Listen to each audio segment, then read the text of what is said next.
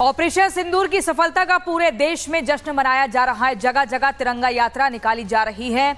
आपको हम तस्वीरें दिखाएंगे और जगह जगह की उन तस्वीरों में चाहे वो उत्तराखंड का हल्द्वानी हो, वहां पर भी तिरंगा यात्रा निकाली गई।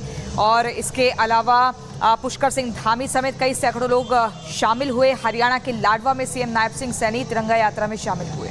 तस्वीर आपको दिखा रहे हैं। ये तिरंगा यात्रा अलग अलग जगहों पर निकाली जा रही है और बड़ी बात यह है कि इस तिरंगा यात्रा के जरिए जो सुरक्षा बलों ने कर दिखाया है उसको लेकर एक जोश जनता में दिखाई दे रहा है। आप नायब सिंह सैनी को देख पा रहे हैं, तिरंगा लिए आगे की तरफ बढ़ रहे हैं और उनके साथ तमाम वो लोग हैं जो सुरक्षा बलों को धन्यवाद देना चाहते हैं। और ये लाडवा की तस्वीरें हम आपको दिखा रहे हैं। नायब सिंह सैनी आपको दिखाई दे रहे हैं तस्वीर में आगे चलते हुए।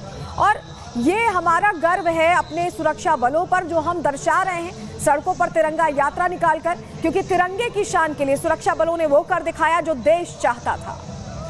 वही और ये देखिए अहमदाबाद में भी तिरंगा यात्रा में सीएम भूपेंद्र पटेल शामिल हुए।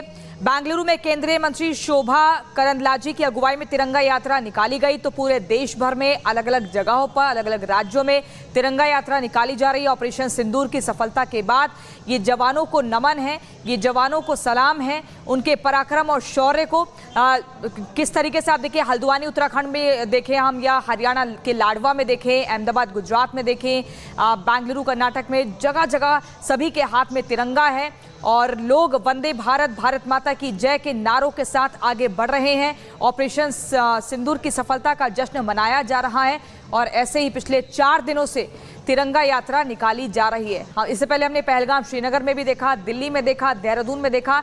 तो लोगों का जोश हाई है क्योंकि एक बहुत बड़ी चुनौती थी, एक बहुत बड़ा मिशन था जिसमें भारत को बड़ी कामयाबी हाथ लगी है और दुश्मन देश पाकिस्तान को 4 दिनों के भीतर घुटनों पर ला दिया।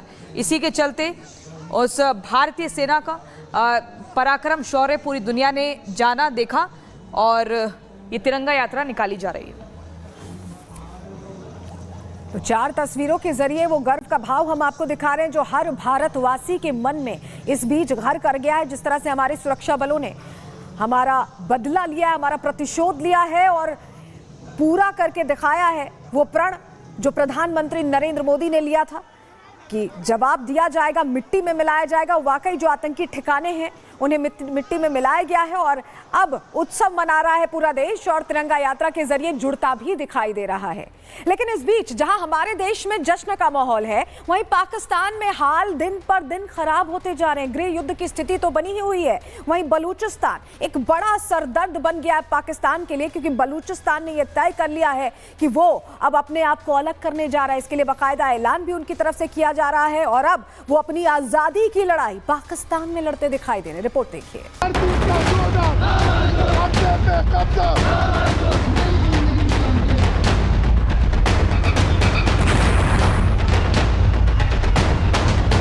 एक तरफ भारत ने ऑपरेशन सिंदूर के तहत पाकिस्तान में घुसकर तबाही मचा दी, दूसरी ओर बलूचिस्तान ने पाकिस्तान से आजाद होने का ऐलान कर दिया है। बलूचिस्तानी जो पिछले कई सालों से पाकिस्तानी सरकार का जुल्म सह रहे थे, जो पिछले कई सालों से अपनी आजादी की लड़ाई लड़ रहे थे, उनके एक ऐलान से पाकिस्तान सरकार की सिट्टी पिट्टी गुम हो गई है। बलूचिस्तान अब पाकिस्तान का हिस्सा नहीं, बलूच लोग सड़कों पर हैं और ये उनका राष्ट्रीय फैसला है। दुनिया को इस सच्चाई का एहसास होना चाहिए।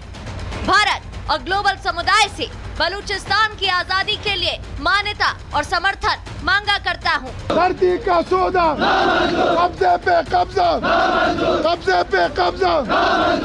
बलूचिस्तान ने भारत सरकार से मदद की गुहार लगाते हुए कहा कि बलूचिस्तान और पाकिस्तान एक नहीं है। तो क्या पाकिस्तान का फिर बंटना तय हो चुका है?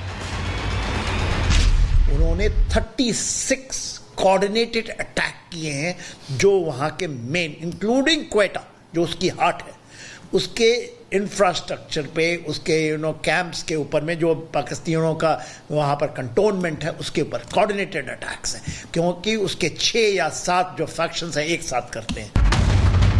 पाकिस्तान का हाल तो बहुत बुरा होगा, लेकिन इन सब के बीच बलूचिस्तान के हिंदू मंदिर की चर्चा जोर पकड़ रही है। बलूचिस्तानी सेना ने एक ट्वीट किया जिसे देख पाकिस्तानी आर्मी चीफ जिहादी मुल्ला मुनीर को रात भर नींद नहीं आएगी। बलूचिस्तान सेना ने ट्वीट कर खुल्लम खुल्ला भारत के समर्थन में लिखते हुए कहा, हिंगलाज माता मंदिर का जल्द ही भव्य जीर्णोद्धार किया जाएगा। बलूचिस्तान और भारत एक है। उनके देवी देवता हमारे भी हैं। बलूचिस्तान की रक्षक देवी हिंगलाज। हम बलूचिस्तान के लोग सनातन धर्म में रुचि रखते हैं और इसलिए देवी हिंगलाज का मंदिर संरक्षण में है।